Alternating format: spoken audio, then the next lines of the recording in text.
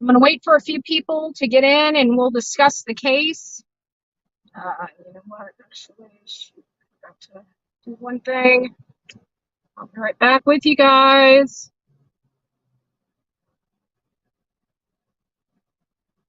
Just a second.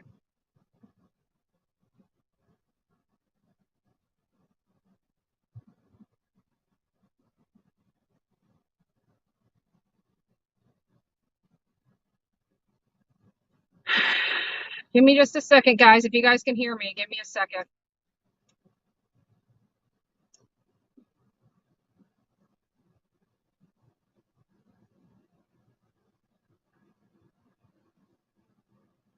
Okay, there we are. So for everybody that's just tuning in, I just left the courthouse. There was 2 different cases. I didn't stay for the second portion of the case because I went downstairs to get the statements from the Laundrie attorney. You will be hearing on the news. The news were out there. I was out there with my press credentials, and you will hear my voice in the background because outside of a few questions, I asked a lot of questions out there. I asked an immense amount of questions about how they thought the case went, about the Fifth Amendment privilege. We discussed that this morning about I'm not sure if the Fifth Amendment applies in this case. And quite frankly, that was the main argument. And the outrageousness of this case were the main talking points of whether this is going to survive a motion to dismiss. If you guys recall, I've said it multiple times, even when I went live before we went into that courtroom, somebody was telling me we have the right to remain silent. And I told them yet again, I don't agree with that. I don't necessarily agree with that because there was no crime committed at the time that Fifth Amendment was asserted. You only have a Fifth Amendment right for self-incrimination. If there is no crime being broken, you do not have the Fifth Amendment to assert. And that was what I have been talking about this morning's live. And when I arrived at the courthouse, that was the sentiments of me as to whether or not this would apply in this case. And I've said it multiple times. So it was an argument. That was the very specific argument being argued by the defense attorney for the Laundries, as well as the plaintiff's attorney arguing that it doesn't apply because there has to be a crime alleged for you to invoke your Fifth Amendment right. So the attorneys argued back and forth. I honestly, I don't know how the judge is going to rule in this case. It's going to be anywhere from now to 2 weeks from now that he issues the order in this case. There's a lot of legality, a lot of technicalities that are going to go into this this ruling. They even teetered outside of the 4 corners of the complaint, which in many cases is not allowed. I don't know if once the attorney does his, or the judge does his research, he finds out he has to stay within the 4 corners of that complaint. And if he has to stay within the 4 corners of that complaint, he cannot look on the outside of that complaint. There were no crimes alleged, therefore Fifth Amendment does not apply. Therefore, their conduct was gross and outrageous, and therefore they argued all 4 prongs of the test, legal sufficiency as to why this should go forward. This should be argued in court. This should not be argued with, through a motion to dismiss. They were actually having legal arguments and affirmative defenses raised in a motion to dismiss, which is not typically the norm in these types of cases. You can't argue outside of the 4 corners of that complaint. So again, there's going to be a lot of care that needs to be taken by the judge in determining whether this survives the motion to dismiss. Both defense as well as the plaintiff had great legal arguments today. They both did an excellent job in arguing their case, but I have to say, I really think the Petito and Schmidt attorney really drove home with his case law the importance of why this case should proceed to trial. And hopefully the judge listens to those. I listened to both sides of the argument. I am not trying to have my bias involved in this, because many of you know this is a touchy subject for Bullhorn Betty. You know, this is a case that I have a lot of sweat, tears, and just a lot of work in this case.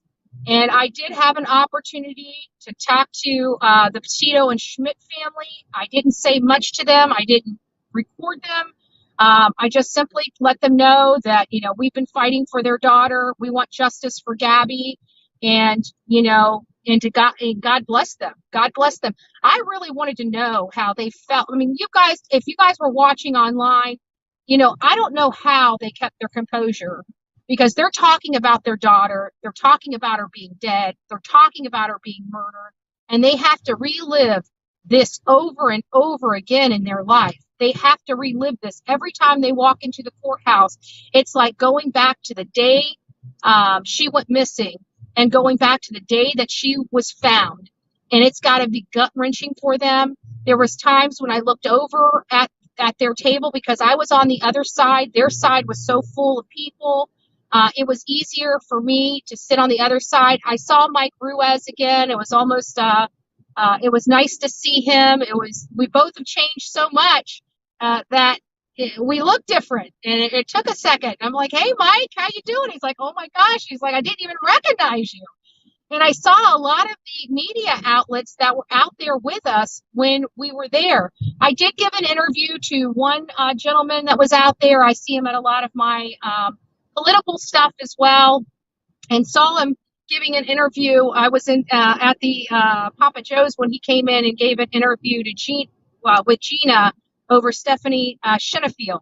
So again, you know, I did give them, you know, why I was here. Many of them seen me out there working my tail end off for the, sorry, my phone's getting, I got to pull it off. I just got a notification that my phone's getting too hot, and I don't want it to fall,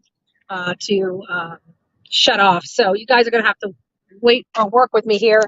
So I'm just going to stick it in front of the AC. It is awfully hot out here, but I will tell you, I feel real good. I feel real good about this hearing. Again, I was there from the beginning. I was there when the Petito family and Schmidt family came into the courthouse. I was there when the Petito and Schmidt family left the courthouse. I could personally tell you that their attorney, very good, very good. Love the way he argued that case. I saw JS for Justice on the Zoom call, so I know she had to have been streaming.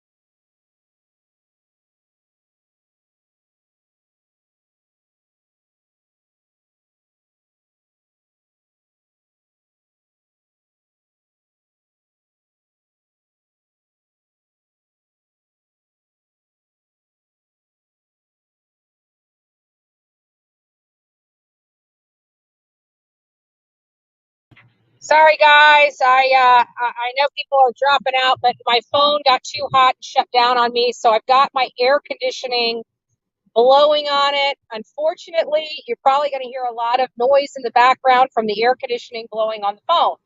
But it's the only way I can keep this live. And again, I can't read your comments because I am driving and I've got to be careful. I've got this on my hands-free here on the my magnet on my steering wheel, so I'll try not to turn the wheel too much. But I did want to give you guys an update on what happened. I do have video. Once I get to the house, I will get the video together. We got the video of them coming into the courthouse. Many of you guys may have seen it. I've got them and the press conferences. Again, you guys will hear people asking questions, and no doubtably, you're going to hear Bullhorn Betty's voice in the background asking them how do they think the case, the hearing went, and also about the Fifth Amendment assertion. The Fifth Amendment assertion. There was no crime committed. There was no, nothing there. And this was the crux of our conversation this morning on our live as to whether the Fifth Amendment applies in this case. And I don't know if it does. And so we're going to be finding out soon enough how the judge feels about the argument and whether this proceeds to trial. We are at a motion to dismiss stage. If the motion to dismiss is denied, the defendants will have 20 days to respond to the complaint, to answer the complaint, which is a response to the complaint. But they'll have 20 days from the date of the order to respond to the complaint. If they follow, Florida rules of civil procedure, of course, they can extend that time through the request of the court or negotiation with the plaintiffs for an extended time to respond to that complaint. I can tell you, if it does not proceed past, if this does proceed past this motion to dismiss, rather, i.e., the judge denies the motion to dismiss, the defense is going to start wanting to really drag out this case. They're going to probably do a lot of different kinds of extensions to extend responding to the complaint. They're going to start extending responses to discovery or giving very boilerplate answers, forcing the plaintiffs to compel the responses and to compel them through court order. But all this stuff will start gearing up as we move through this process. But right now, we just need to find out whether they get to move through the process.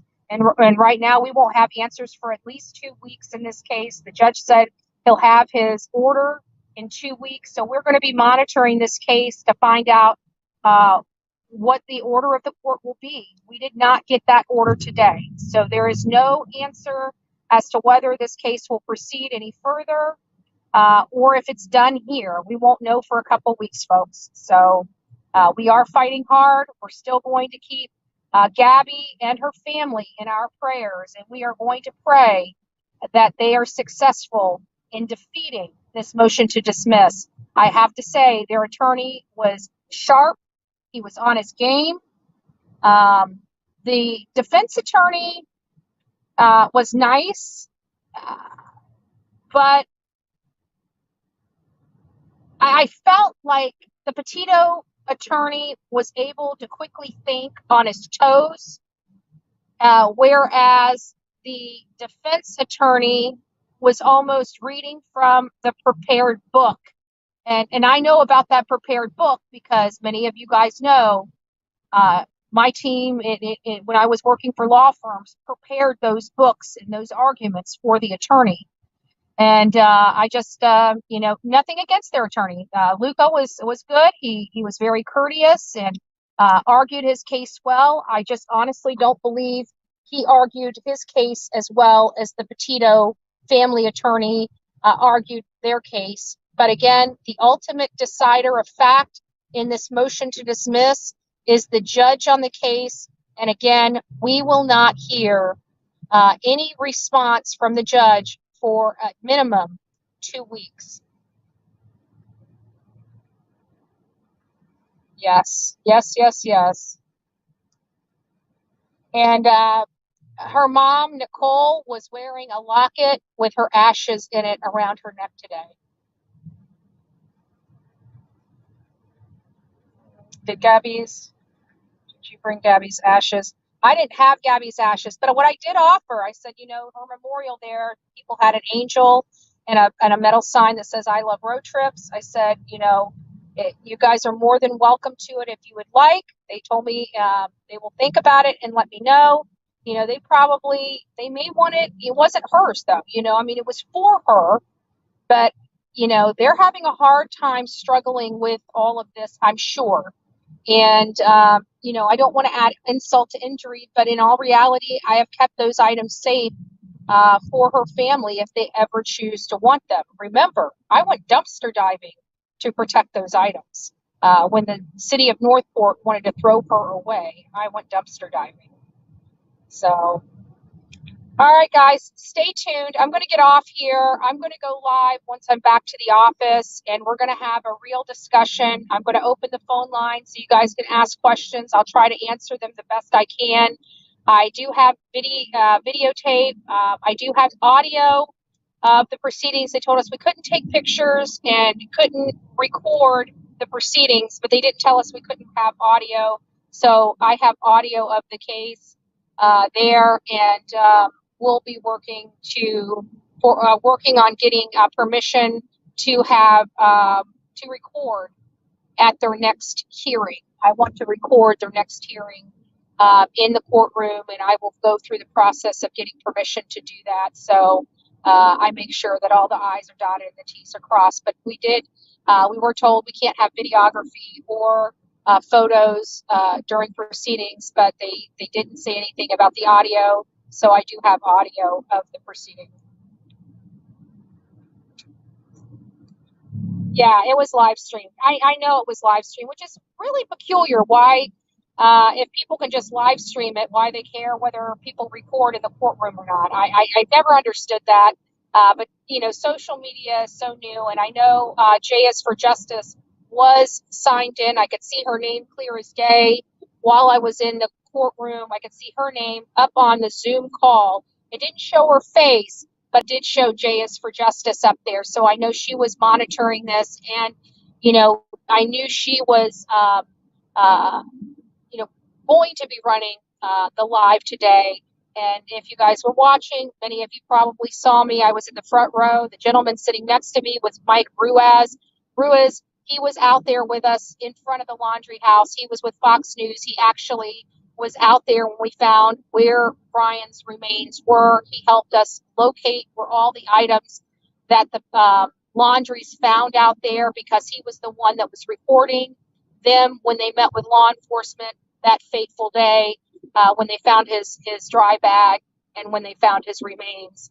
Mike Ruiz was the one that showed us the 90-degree turn that Christopher Laundrie took in locating those things, which was always a question in our mind. Did they know where he was the whole time? So,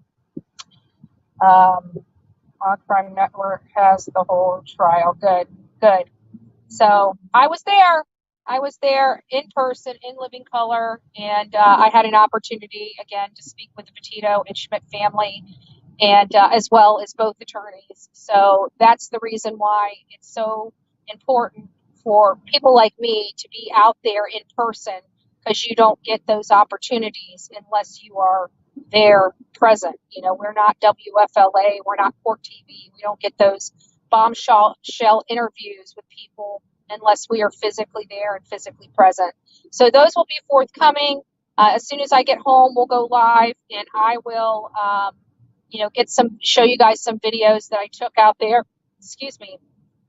I don't know what's up with this hiccuping I've been doing here lately, but either way, guys, I love you. God bless. Please stay tuned. The live will I'll probably be going live within the next hour and a half. So right before 5 p.m. tonight, we will go live. Please keep your bells on, and we'll have a more in-depth discussion of what I learned while being there. And again, as many of you know from this morning's coffee club, we dove into this case a little bit, and we discussed how You know, this Fifth Amendment, many people think it's afforded to you, but it's afforded to you in a criminal capacity. What I mean by that is there's no Fifth Amendment in civil cases, and unless you have committed a crime, you don't have the Fifth Amendment, the right to remain silent, afforded to you. So it's going to be interesting how the judge rules on this. So I will see you guys then. I love you guys. God bless. And hello, Uncle Eddie. We could live without you in here. And such a simpleton. Stop being such a simpleton. You know what? Why are you in a chat that you don't like? Seems like you've got some mental illness here. And we here at the Bullhorn Betty channel would like to provide you the help that you need. So please reach out to me at bullhornbetty@gmail.com, blank screen, and I'm happy to get you in touch with a psychiatrist or a counselor that can help you with your obsession and your delusions. So we're here to help all victims. You seem to me to be a victim. And, from the Bullhorn Betty channel to you, we would like to extend help, for your problem. We would love nothing more than to help you. So just let me know how I can help. God bless each of you. We'll chat soon.